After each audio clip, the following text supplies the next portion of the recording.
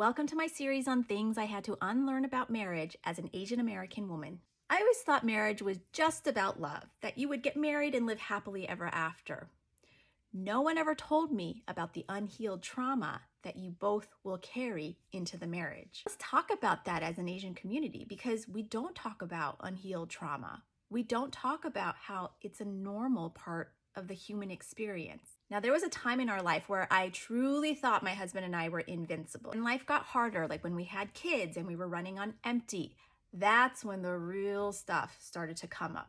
And for me, it was a real sense of emotional abandonment.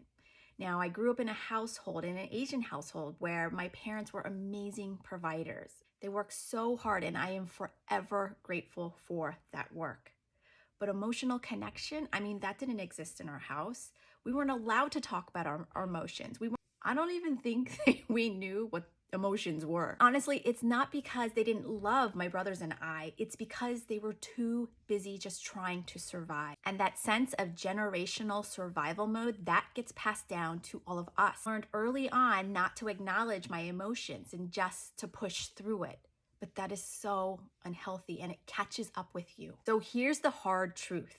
If you don't heal those wounds, it will show up in your relationships later on. But what I have learned in many sessions of therapy is you'll think you're arguing about chores or parenting styles, but what just happened is that your childhood pain was just triggered by your partner. And that's why healing is so important. Therapy, podcasts, read a book, connect to a support group, even honest conversations with close friends. There are so many different ways to access and to begin that process of healing. Because I totally know that feeling. There are some days you just love them, and there are other days you just want to wring each other's necks. The key takeaway is that marriage is a lifelong journey of healing and growth. Goal is not perfection.